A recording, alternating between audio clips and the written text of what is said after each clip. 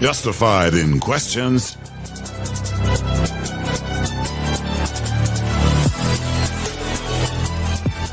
justified in getting answers.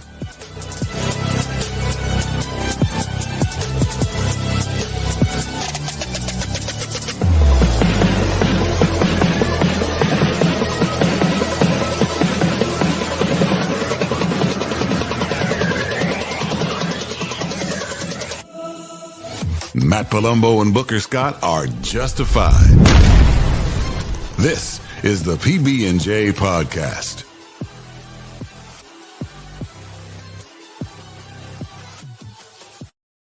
We are only 100 days from a very important election. And I know we say that all the time. Every election, it's the most important one. But when you look around the landscape and you see the Democrat Socialists of America making a big play in elections lately, you have to consider that this is pretty important. And my question is, what is the Republican messaging? What have the Republicans done in either chamber of Congress? I think it's a fair question. Have they done enough to get your vote? Have they done enough to get you to go vote, which is probably more important than anything? Those are some of the questions we're going to get into here in this hour. Plus, Representative Cory Mills, a Republican from Florida, is possibly under investigation by the Department of Justice. Jack Smith may be next. And the White House Correspondents' Dinner was Friday night, and that's where we're going to start this hour. I'm Booker Scott. The co-host for this hour is Matt Palumbo. He's a best-selling author, as he points to himself there, and he is also the former content director of the Bongino Report. And Matt, what did you make of the Correspondents' Dinner Friday night? Well, you told me it would put me to sleep, so I went in with low expectations. I watched part of it this morning, and I only really watched the Trump segment, and it was definitely a more toned down version of Trump. He actually indicated at the start that his initial speech, and I'm assuming this is the speech he was going to give, during the first, during the dinner that ended up getting canceled due to the attempted shooting, that speech was going to be him ripping everyone and going nuclear, which I would love to at least be able to read, if not see him reenact in some capacity. But it looks like that speech got axed. He decided to do a much more toned down version, which, I guess you could argue is the right thing to do, given, they all potentially survived a massacre together. Although I would have loved to see, Trump roast these people. So, it could have been here. It was here. You sleeping was here. So it was in the middle of those options. I don't really care for the things anyway. They never grab my attention much. Carolyn Leavitt, White House press secretary, on Friday, she said it was going to be unifying, and what was the other word she used to describe it? I didn't find it being either one of those.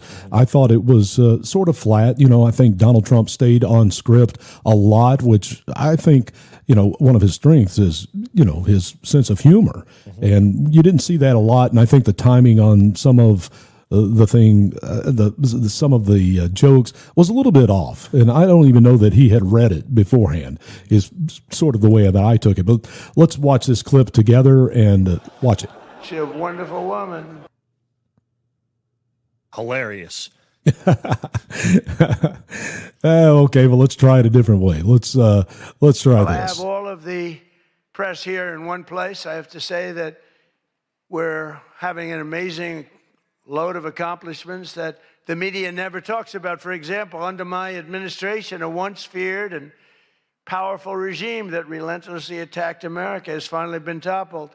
Their former leaders have been removed, and they're now being run by a gay dictator facing internal divisions. But I, for one, wish Barry Weiss all the best at CBS News.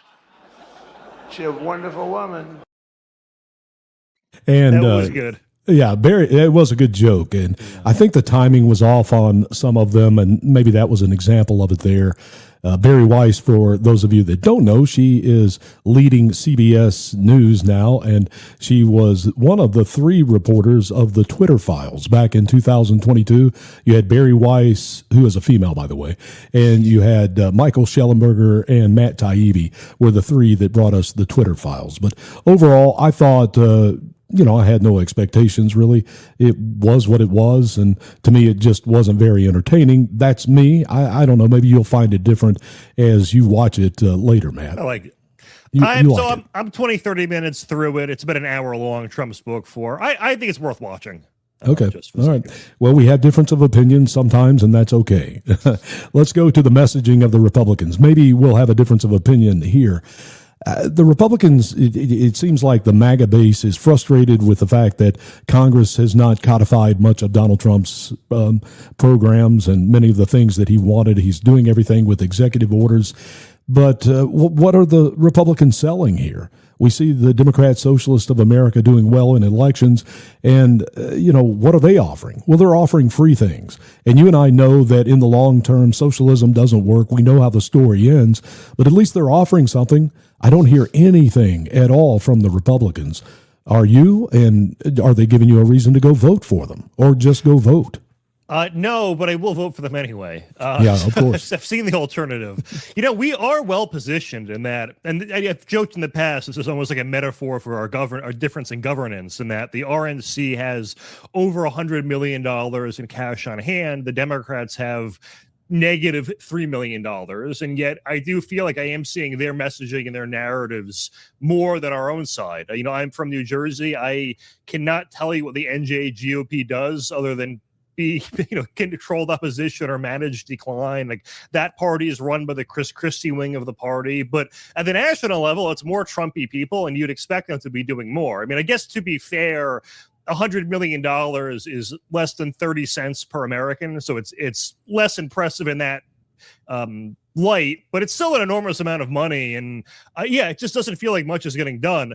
That being said, and I guess this is more of a flaw in our human psychology, people are very forgetful very quickly, in that, Trump securing the border is a historic achievement. It's the only time it's really ever been done. And we've been told for decades it can't be done, or we need to do it in conjunction with so-called common sense immigration reform that always gives the left exactly what they want. And it turns out, no, you actually totally can just close down the border. And that is, Trump has probably prevented, if they were entering the country at Biden levels, a couple million illegals from entering the country. Like, we like to talk about how they're not getting deported fast enough, but we're at least not adding to the total, to the 200 millions a year. And that is an achievement. But it's one of those things where it's a one-time thing. You do it, the problem is fixed, and then people just kind of forget. It becomes the status quo, as opposed to, thank God, 10,000 illegals, 20,000 illegals didn't enter this week. So it depends how you view it. Is it this thing where every week we go, hey, 20,000 didn't come in this week that would have come in? Or is it just kind of like, all right, this is fixed. What else are you going to do for us? I think the Republicans are missing some other opportunities, too, with the things that they did with the big, beautiful bill and making those tax cuts permanent.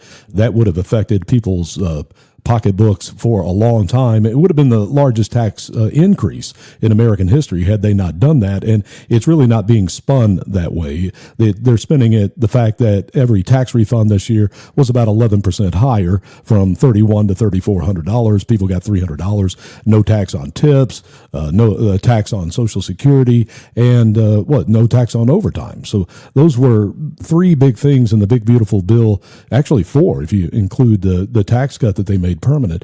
But what got me thinking about this was Larry Kudlow last Wednesday afternoon.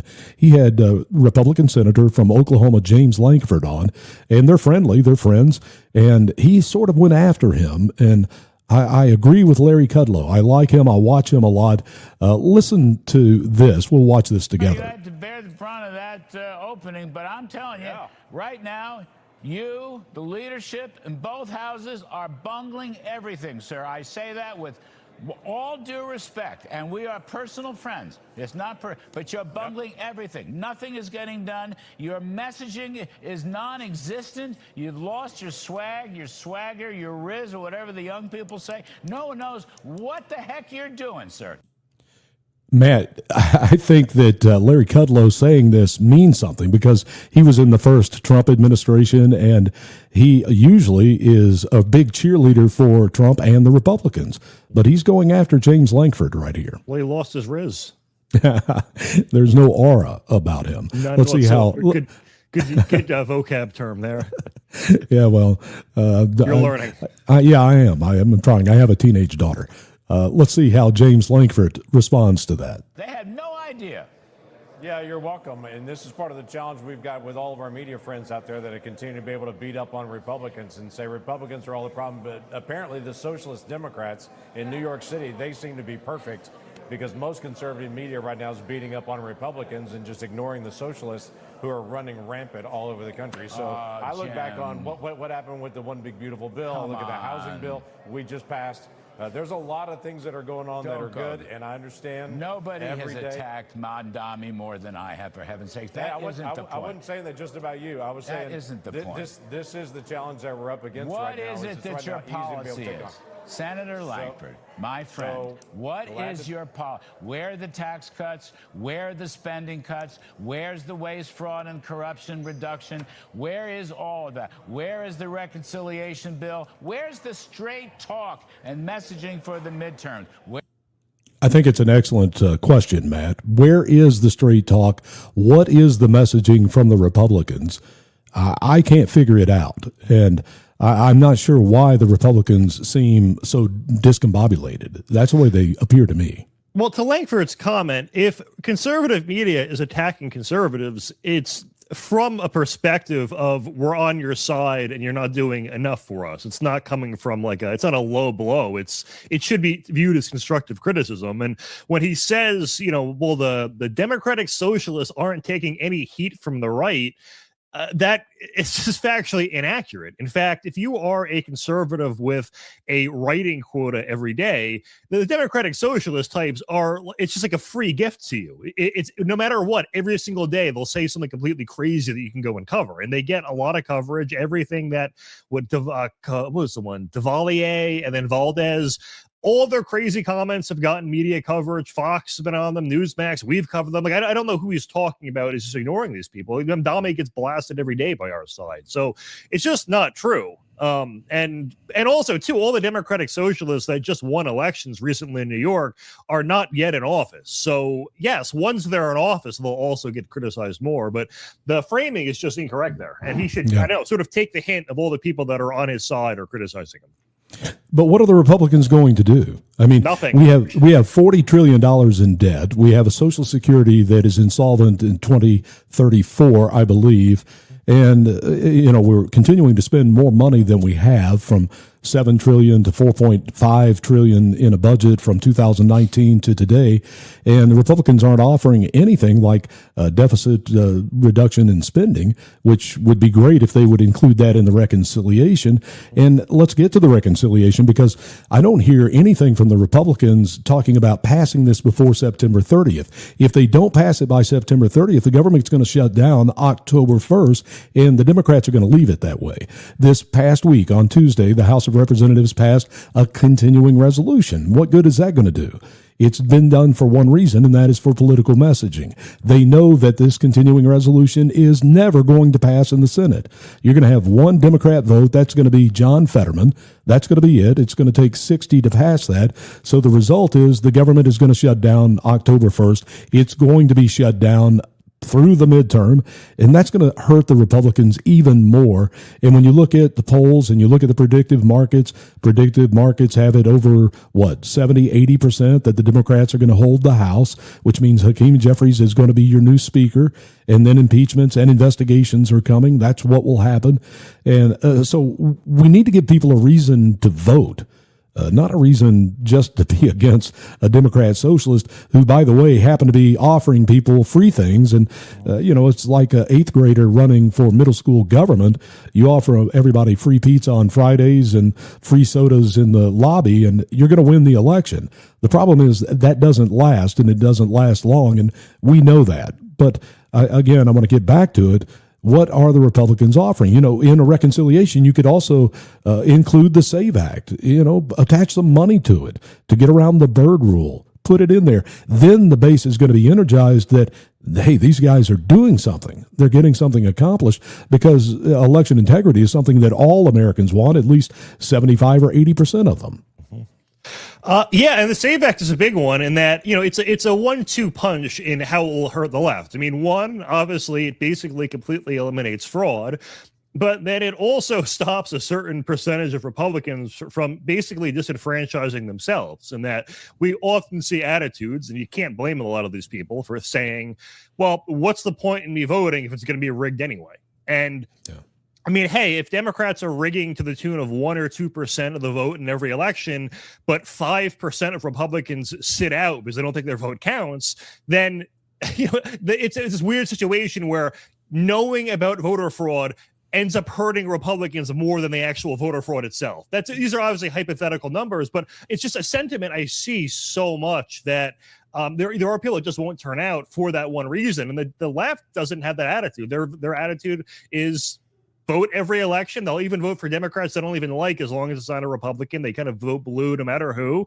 And, we like to complain about mail-in voting, but it's here to stay for at least now. So you might as well take advantage of it. And the left 100% takes advantage of it. And there's nothing that's stopping us from doing so as well. So you mentioned you were in New Jersey, and let's go to the story. Let's go to the story about what came out this week with your governor admitting that thousands, I believe the number was 6,600. Yep. Yeah, 6,600. And it's really worse. I'll get into that. But I would think so, yeah.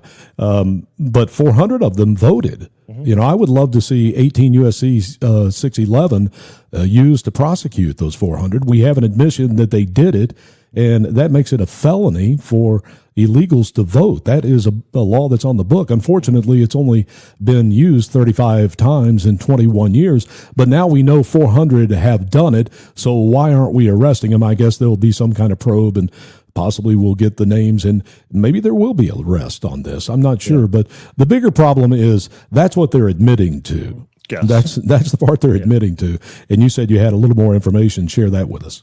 Well, the argument is always, the argument from the left on voter fraud is, we only have 30 documented cases per year. And it's like, well, that's because you don't look for it. So you don't look for it. Then you go, look, we only saw 30 cases. Well, we have more than 10 times that right here. But I should explain how this happened, or what the governor is claiming happened is that they went to get a driver's license. In New Jersey, illegals can get driver's licenses because we're insane in the state. They don't buy car insurance, by the way, usually. So if you hit one, if they hit you, you're totally screwed. But anyway, so they get licenses, and you can register to vote when you get your license. And I think it might be automatic in Jersey. I feel like I should know this, but you can register to vote as well when you get your license. So the illegals were checking a box that said they are in the country illegally, and then not voting. And we're told some software glitch flipped 6,600 of these people as voters. Now, it's a little weird these people would know they're registered to vote if it happened by accident. And I have seen some people dispute that this is how it happened and that Mickie Sherrill, our governor, is not being truthful. But it understates the problem because, as I just said, you can register to vote when you get your license. Now, suppose you're an illegal alien and you don't check the box saying you're here illegally, and then you say you want to register to vote. You're registered to vote, and that's not getting flagged. So that probably is happening to the tens, if not hundreds of thousands of cases, but those are not the ones getting flagged. It's just the ones who said who admitted to it and then get registered to vote. So, it's got to be far worse than what they're saying. Possibly the tip of the iceberg is what you're saying. And Governor Mickie Sherrill, she claims that it was a glitch. It was just a glitch. John Solomon of Just the News has been pulled into the White House. He is coordinating all of this. If you remember the declassified speech that Donald Trump gave a couple of weeks ago on a Thursday night, well, John Solomon is the one that is working behind the scenes for the White House now. Here's what he had to say about this glitch when they contacted the software company. As you know, last night, the New Jersey governor admitted that 6,600 illegal aliens had made it onto New Jersey's voter rolls. At least that number, it could be a lot larger. And 400 of them actually cast a vote. That is the largest number of foreigners ever to vote in any collection of an election in American history. When we told you that last night, the governor said, not our fault. It was a software glitch. No big deal. Well, overnight, we reached out to the software company that runs New Jersey's system. And you know what they said?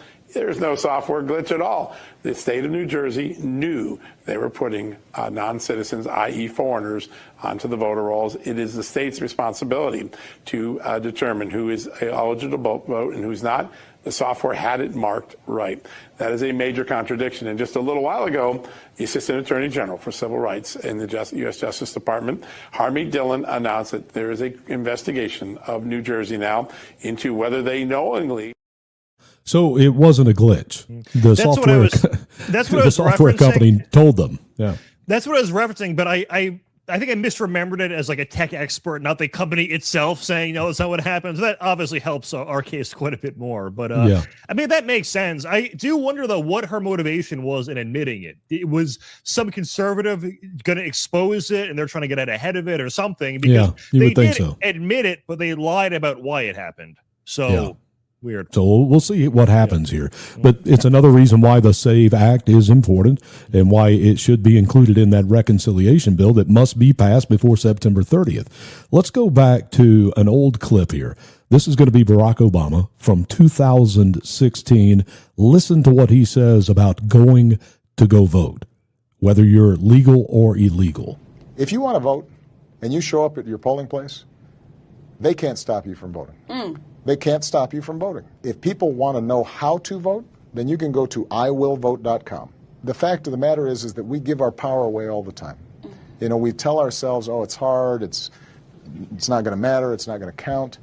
And the powers that be, they're counting on us giving our power away. Many of the millennials, dreamers, undocumented citizens, and I call them citizens because they contribute to this country. So that was talking more about the DACA people, but it's obvious what the Democrats have been doing for a very long time. They get the illegals into this country. They get them to go vote. And Donald Trump and 80% of the country, Republicans, Democrats, independents, it doesn't matter. We all want our elections secure, especially when it comes to federal elections. I don't know why this has been so difficult. Yeah, and, we should, have some expectations and preface this by saying it does not mean Republicans are going to win every single election. Like, we're not taking back San Francisco anytime soon, but we do know for a fact, or I would say it's probably a fact, it is going to help us in that Alyssa Slotkin basically made a comment within the past few months to that effect, though, we're not going to win elections if the SAVE Act gets passed. And obviously they would still win some, but it was an interesting admission that they are they're well aware of the fact that fraud is pretty much entirely in one direction in this country. Let's go to another video here. We'll continue to talk about elections and secure elections and the SAVE Act. The DOJ is conducting an active, ongoing criminal investigation. Wrong video. Let's go to this one. This is Donald. And finally, we have to pass the Save America Act to defend American elections.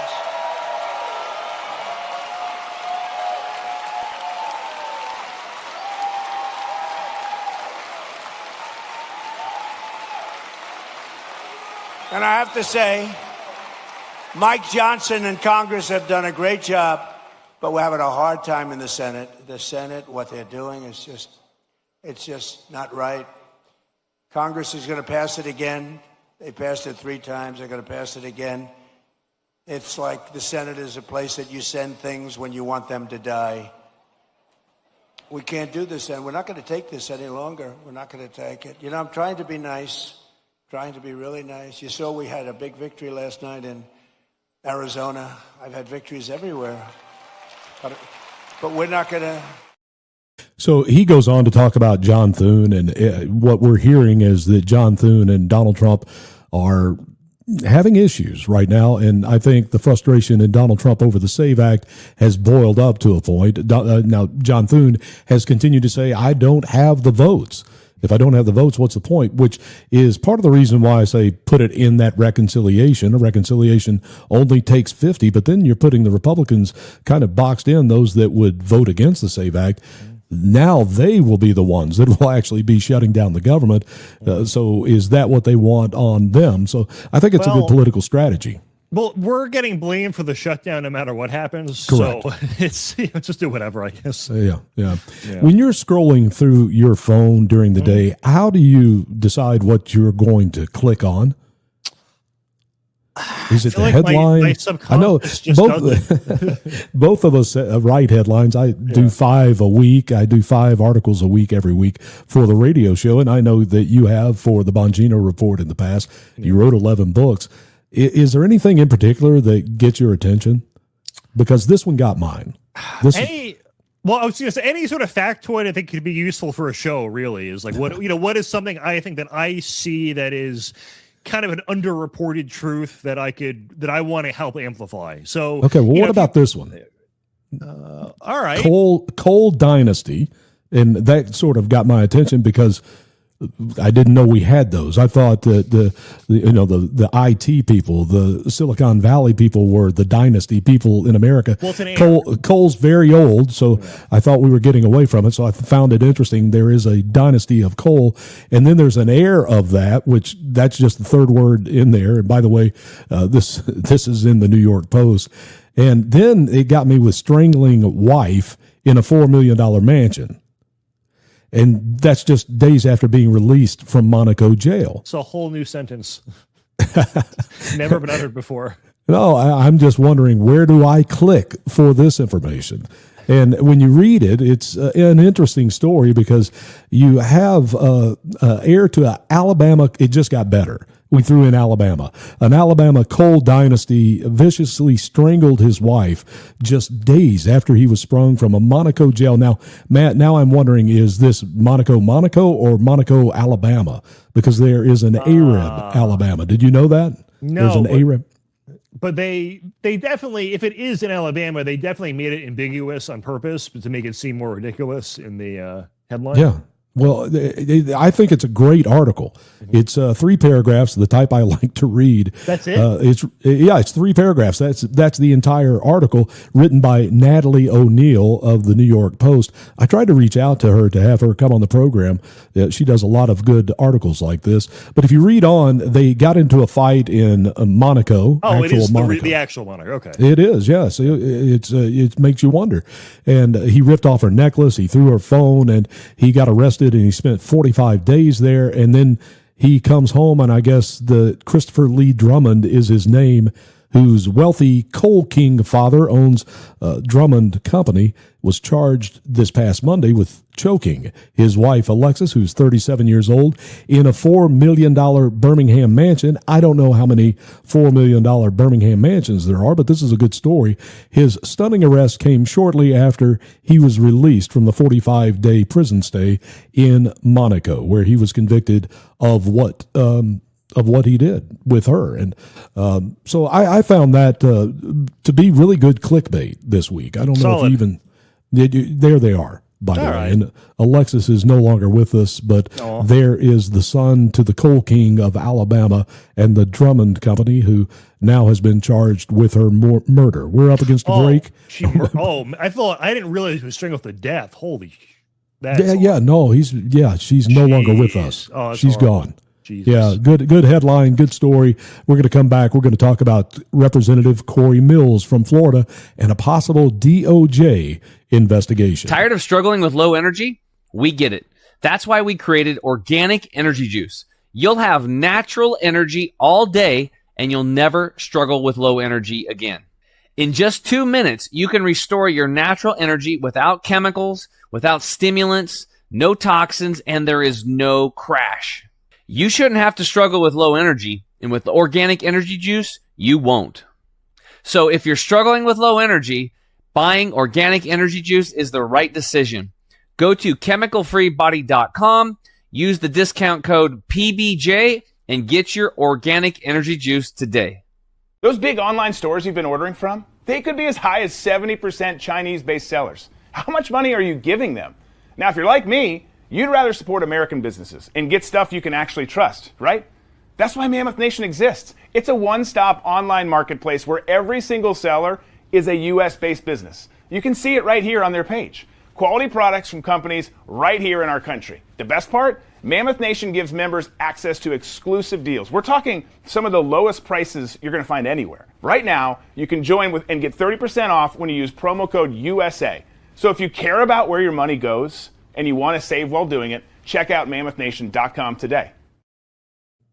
If you happen to be watching us on WD Americans Facebook Live, thank you for doing that. We are reading the comments. Please put them on there. And also talkred.com. If you're watching on any of those platforms, thank you for doing that. Go ahead, Matt. I interrupted you. I think she's still alive.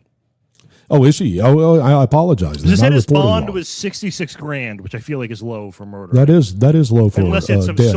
unless it's some Soros DA, in which case it's really really high. So I don't know, but I think she's alive. So thank God. I feel like we kind of brought her back to life. You know? Yeah, maybe. Hopefully. Yeah. Representative Cory Mills from the state of Florida. He's a Republican. He won the first time in 2022. He's now running for his third term, and he is possibly being investigated by the Department of Justice. That is being reported out of Orlando, Florida, in the Central District, U.S. Attorney there is the one that is allegedly investigating him. Now, Cory Mills, let me just say this. I invited him on the program. He has been on my radio show before. Cory Mills and I have had a long relationship. Not close at all, but we communicate and we talk about things. And like I said, he's been on my program before. And I invited him here. He declined, or didn't decline, he just didn't respond, which has sort of been where he's been with me for the last couple of weeks. I wanted to give him that opportunity. He didn't want to take it. So let's take people through this. I can tell you that Cory and I had about an hour phone conversation about a year ago about the things that Steve Baker and the Blaze were putting out. And they were putting out about things. Well, Nancy Mace tried to censure him recently in Congress over the things that the Blaze had reported on. Steve Baker is a good, solid reporter. I have no problem with that. So I questioned Cory on the things that they were reporting, and everything that he told me was a plausible explanation for that. There's a lot of things with this in politics in Florida. You have Anthony Sabatini, who ran against him in 2022, that's involved. He's an attorney. And then you also have Michael Johnson, the guy that is running against him right now in the primary. He is also involved. There's a second Michael Johnson. Yeah. So there's a lot of political stuff going on here with Cory Mills. But like I said, I invited him here. He declined or didn't say anything. So we're going to take on this story a little bit and dig into it. Matt, what do you know about this Department of Justice investigation into Cory Mills? Well, it seemed like it was kind of at a left, like at least when I saw Cory Mills' reaction, it seemed like it was news to him.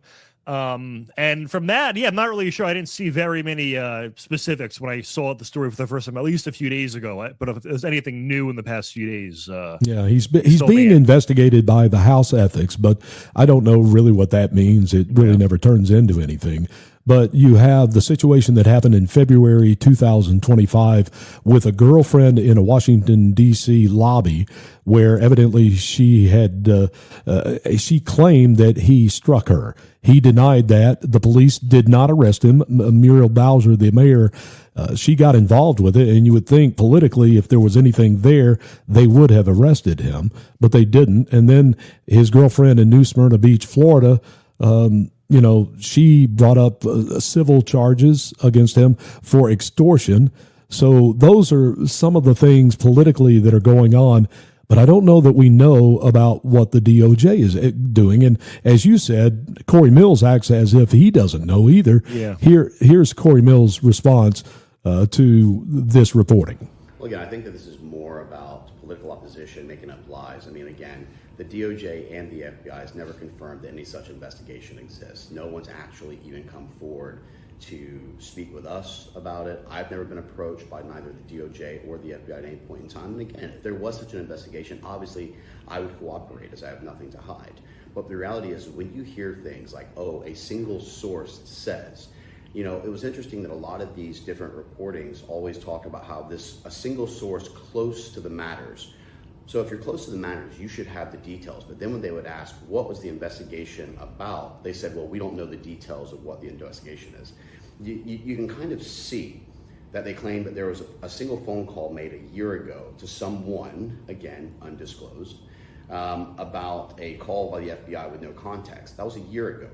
When you wait until 4 weeks before a primary to try and say a source claims, and we've never been approached by either of the Department of Justice or FBI, and it's 4 weeks out from the primary, I think that we can see that this is more about political propagandized lawfare than it is actual facts. Matt, what do you think? Is there smoke? There obviously smoke. Is there fire here? Well, one of the great lessons of the first Trump term was that when you see sources say, or a source with information related to the matter, it somehow can mean just the opposite. It's really just not, it's something we should take with a grain of salt. So, my answer would be, regardless of how this does end up playing out, like, you need evidence, you need charges, you need to prove it. And if one person accuses him, if a million people accuse him, to me, all that matters is what you can actually prove. So, it's unfortunate we didn't get to talk to him today, but maybe, in the future or something, we'll get to ask him a bunch of questions. Oh, yeah. Well, I think he would come on the program anytime as long as we stay away from this stuff. Okay. Well, if we wanted to talk about legislation, he would be here in a heartbeat. But I think he probably... We feel lured him under false pretenses. No, we couldn't do that. I'm kidding. Now we're going to play this video that I played for you a couple of minutes ago. The wrong one. This is Speaker Mike Johnson talking about these allegations against Cory Mills. The DOJ is conducting an active, ongoing criminal investigation into Congressman Cory Mills. I'm curious what your comment is on that, and do you believe he should continue to run for re-election? I won't comment on it, because if that's true, I haven't heard that, and if it is true, I wouldn't. That's a legal matter. Cory's been a good, very productive member of Congress. He's up for re-election. That's his decision to make. Are you supporting his re-election bid? I have been, of course. Yeah, he's been a very productive member, great team member, and that's what we do here. We make sure our incumbents are re-elected. And what do you make of these ongoing allegations? I don't know. I mean, there's all sorts of rumors rolling around, but I don't know. I haven't had. And I think right now that's what all of this is, Matt. Rumors. Until we know, Cory said that he hasn't been informed by the Department of Justice or anyone else. And I don't know that they would if they're going to, if they show up with an indictment, they're going to arrest you. Who knows? I just think right now a lot of it's rumor. And also, if we're going to talk about like investigating people, I mean, we just learned in the past week that Ilhan Omar's sister has been profiting from some of these fraudulent charitable groups in Minneapolis or Minnesota. So, maybe like let's direct these towards our enemies instead of friendly fire. But it's just my idea. Well, Ilhan's sister is Sarah Noren, is her name. And this started back when Ilhan Omar was actually in the Minnesota State House. Mm-hmm. She was a representative, and I guess $2 million was earmarked for her sister's business having to do with healthcare.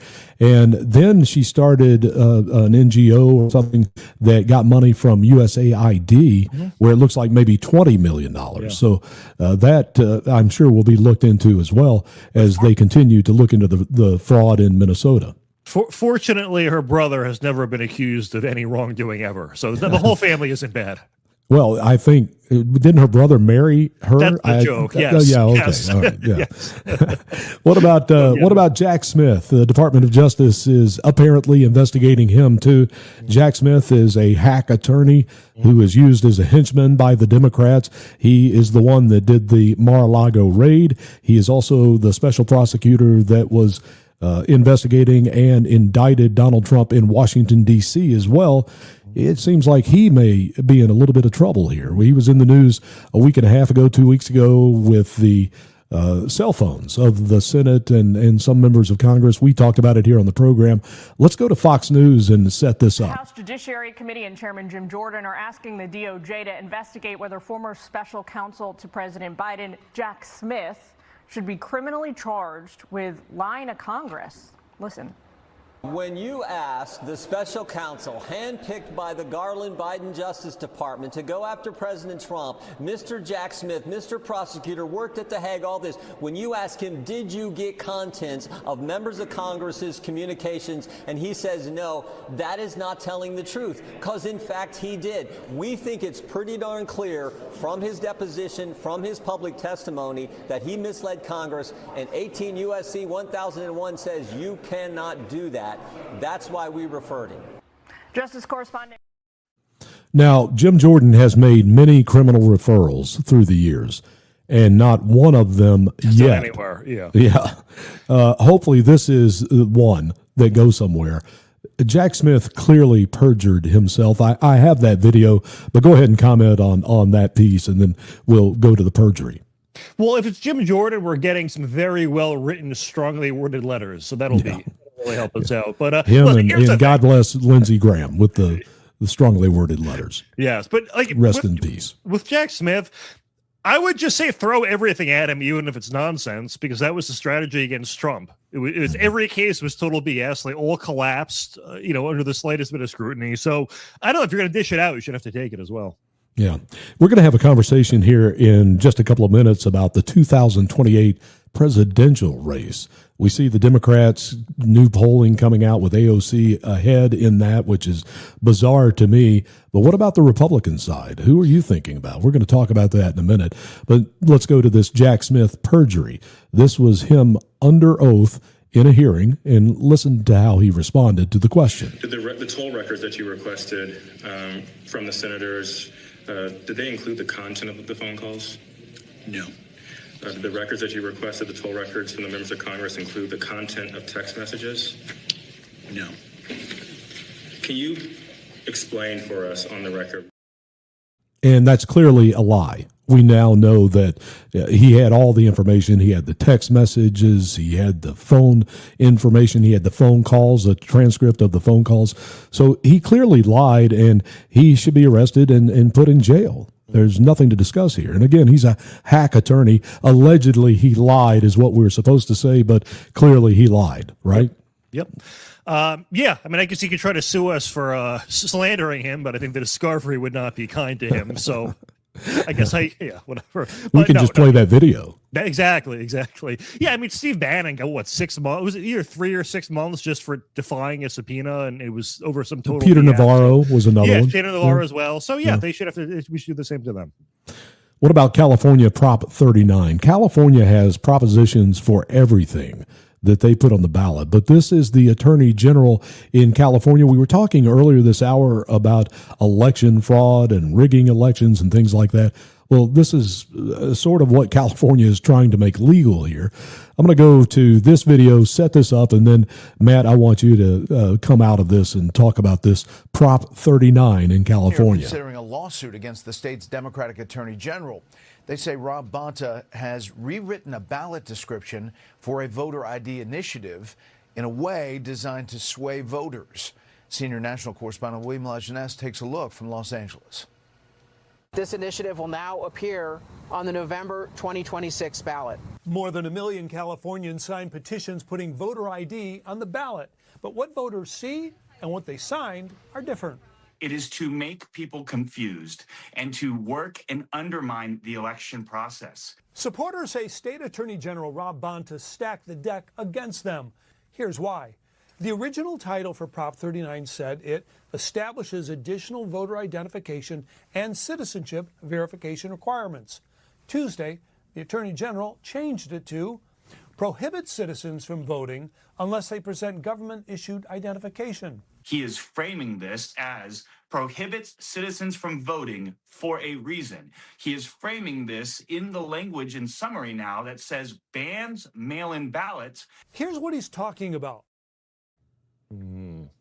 And the thing is, like, the science of polling is such that little changes like that can make a huge difference in how something is interpreted, how something passes. I mean, there was actually a poll recently on favorability of different groups in America. And if you poll the term Democratic Socialist, it's 30 points underwater.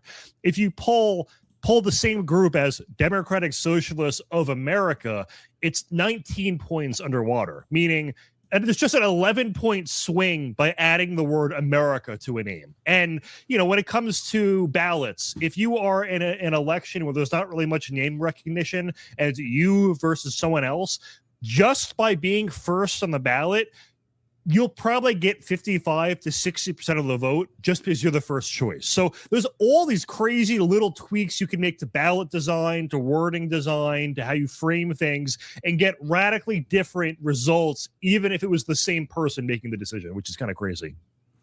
So we'll see whether that passes or not and whether people even know what they're voting for. But again, another example of how Democrats try to, and I try not to use the word rig, but they are trying to stack the deck in their favor by doing these things. Just like in New Jersey, we covered that earlier in this hour. The same thing. There was no glitch, evidently. New Jersey knew exactly what they were doing when 6,600, and as we said, that's just the tip of the iceberg of illegals that got in there. What was that motor voter? Remember when motor voter was a big thing, and the Democrats really pushed that, and where you, through the DMV, you register to vote, and maybe that's the roots of that way back when motor voter was going on. Marco Rubio, how do you think he's doing as Secretary of State? I think he's fantastic. I'm not disappointed at all with Marco Rubio. What are your thoughts on him? He's the most improved player. It's always funny to look back at him and Trump debating back in 2015 and 2016 and the stuff they would throw at each other and all the insults and, seeing where they are today. It's kind of inspiring that they could work together and get so much done. So, no, I like Rubio a lot. It seems like, people always joke about how he does every job. It seems like he's basically like the de facto president of Venezuela at this point. He's like communicating with their Maduro's replacement daily and dictating what to do. So he's running a country. He's running the State Department. He has like 15 other jobs we've all forgotten about. Very impressive resume. Yeah. Let's listen to a couple of clips of him from the Philippines this week. Here is the first one, and then we'll talk about that and play another one for you. Again, what the president put out on Thursday, that was a declassification of documents from our intelligence community. That's what he put out. He declassified intelligence assessments from our intelligence community. But your question was about communist influence. Yeah, the United States doesn't want to be a communist country. We're never going to be a communist country, and we're not going to allow communist influences to undermine our politics or our society. So I don't know what the inconsistency you're referring to is. It's very clear. Obviously we understand the Chinese system and other systems, but I can tell you our system doesn't want communism. And Matt, he's very charismatic. He's a great speaker, obviously a very smart person. And as you start looking at 2028, where are we going to put these two between J.D. Vance, Marco Rubio? We're going to have a bigger discussion about this in just a couple of minutes. What are your thoughts there? Do you like Rubio as president of the United States, as the nominee for the Republicans? I think we'll go Vance, Rubio is my ideal. You're not wanting to answer, are you? I don't blame you. Well, right now it's pretty tight between them. I don't know how I would pick between the two. I don't know what electability things. I mean, Trump getting the Hispanic male vote. When it happened, I kind of viewed it as like a one-time thing that was Trump specific. I feel like Rubio could probably pull that off as well, where I'm not quite as sure about Vance. I mean, listen, I don't want anyone having to pander to any specific group, but I just mean in terms of who has a higher probability of winning, maybe in that regard. But I like Vance. He's not a typical conservative. I mean, I saw him on Rogan. He definitely is more moderate to even center left in certain economic issues. And I like the, sort of awareness of different perspectives, although I certainly don't want the sort of center to center left solutions implemented. I don't know. I feel like he definitely has a more broader understanding of various different issues than the typical conservative, even though I'm phrasing this horribly. Let me step back. Try to do better. Try to do better. Like, there are certain things that we just have blind spots over, and that the left also has blind spots over, that I think J.D. Vance is more aware of. And even if it's an issue the left may see more than we do, I still want the right-wing solution to it. This is going horrible. Let's just pick the next topic. Well, let me try to clean it up for you if I can. Please. Maybe what you're saying is J.D. Vance, he's big on the technology side. Mm-hmm. Maybe he is appealing to a broader, younger base, going on Joe Rogan as an example, while Rubio may, represent more the establishment, coming from the Senate and being involved with the Senate and the establishment of the GOP for a long time. Maybe that's the difference between the two. Did that help you at all? That's not what I was going to say, but that's a better answer. So yeah, that's what I believe now. Okay, well, I did a good job then. Okay, I'll try to think of an example. Well, what about somebody else? Are we missing anybody? We're talking about Vance and Rubio. We're crowning either one of them. We're missing AOC. Well, yeah, isn't that nuts? She is now the leading Democrat for the 2028 presidential nominee. And to me, that's just crazy. Yeah, Buttigieg is second. I know. Gavin Newsom was down to 8%, or Newscomb, as Trump called him Friday night, the entire speech that he gave. And who else? Oh, Kamala Harris. She's below. Great. Yeah, she's below Gavin Newsom. That'd be awesome. Please, Kamala. Well, you want her to run. Oh, of course. I think Newsom would be the hardest to run against because he's charismatic, intelligent, but biggest of all, he believes absolutely nothing. So he can just take whatever stance you need in that exact moment and go with it. Are we missing anybody on the Republican side? Can you think of anybody? What about vice presidential nominees? Evan McMuffin.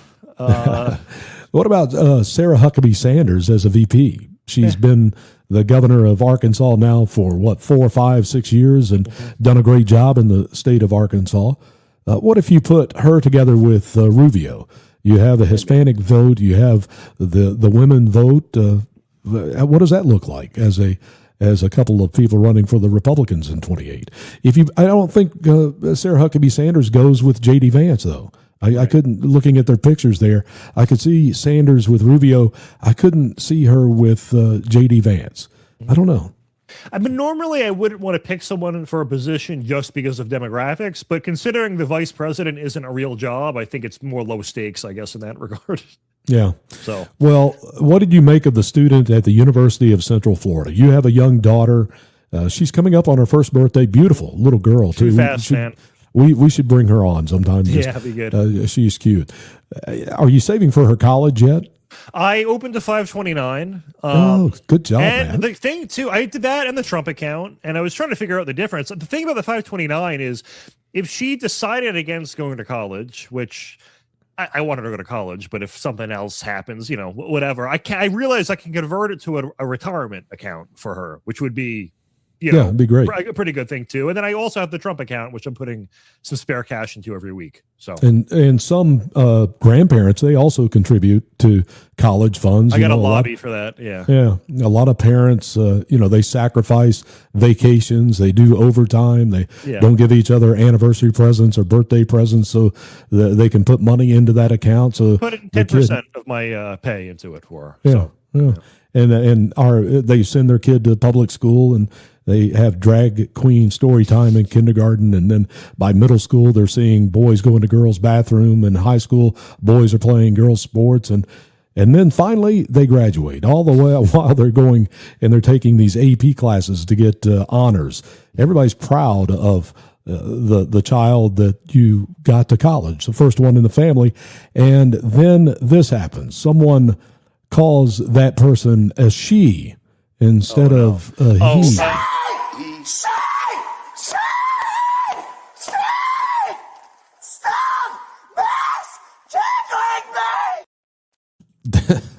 That's at the University of Central Florida. Unbelievable, the reaction. It's amazing because the clip's a year and a half old, which means there was some guy who was just requesting police body cam footage to fish through it for a story. And when he stumbled upon this, he was like, jackpot, this is going to be everywhere. So good for him.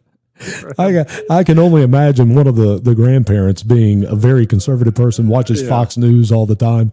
He's seeing this for the first time after contributing to that account to make sure that this kid goes to college. That's what he gets. And I've got a little more of this video, but I look at it and the reaction over these pronouns. And I've told you before, I suck at pronouns. Don't even get me started. Just because you call him a she. That was obviously this person has a mental problem, because if I started at the show every time we do the show as my co-host Mathena Palumbo, and she is a best-selling author and she's also the former content director of the Bongino Report, you wouldn't do that. No, I would go. I was like, if I were in a situation where someone called me a she, just no context whatsoever, it would have no impact on me whatsoever. I wouldn't even register it. Well, you're saying because I know I'm not.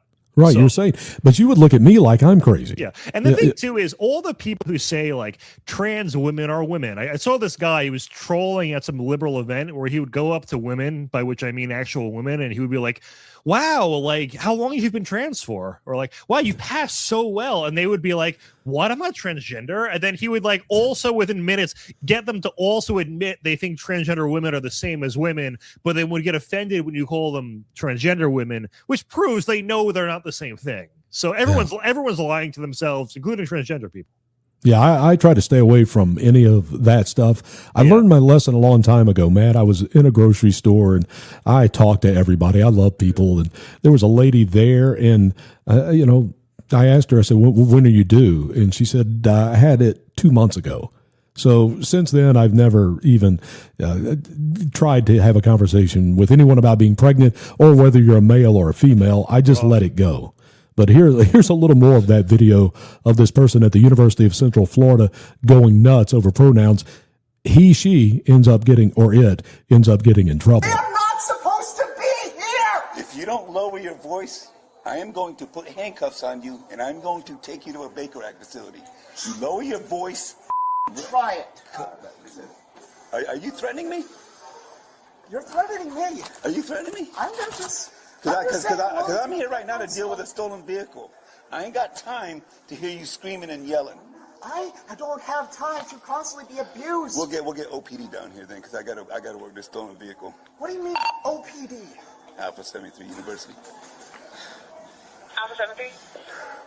Can we get another unit to deal with Jay Lee here? He is having a breakdown. Say! Just say the right pronoun. What'd you say? 7351. Pepper spray. And the whole thing, though, he immediately, to anyone, I think the Baker Act might be Florida specific. It is, yeah. Okay, so if people don't know what that is, well, you could probably figure out from context, but he could admit this guy girl to a mental facility, which is the correct response to these people. I think you're held for a minimum of 72 hours under the Baker Act, which is, again, for mental health issues. And obviously that person has it, but, that's something that's been flying around, going viral for the last 2 or 3 days. So wanted to play that for you. Matt, the Iran situation, Donald Trump has been bombing them relentlessly, and apparently there is more that he can do, and it may be coming because he's frustrated. But then in the background, we hear, well, there could be more negotiations going on. It is, the same thing constantly about Iran. What are your thoughts there? We've gone through this whole hour almost not talking about it, but I think we should. I'd say it could get better or worse from here, Booker. Good job. Good job, Matt. I hedged every potential outcome. I don't know. Iran's, their only real response to us so far has been releasing AI videos mocking Trump, and then, it's really not much. I mean, if we take over the strait, they really have no leverage whatsoever. So let's hope that happens. A new development this week, the Houthis in Yemen, they, may choke down that strait over there, which will affect Saudi Arabia. And then you had Saudi Arabia with the nuclear agreement with Donald Trump, and a lot of people are unhappy about that, with the part that they would be able to enrich uranium, which UAE has a similar deal, but they do not enrich, they buy. And now Donald Trump is using this to get them into the Abraham Accords. And if he can do that and grow the Abraham Accords, then this is going to be a win for Donald Trump, America, and for the Middle East, because you can see all the Arab nations now are circling around Iran. And maybe in the end, that means America can get out of the way, get out of the Middle East for good, because now we have alliances with Israel and all the Arab nations that want Iran to be out of the way. I don't know. Do you have thoughts there?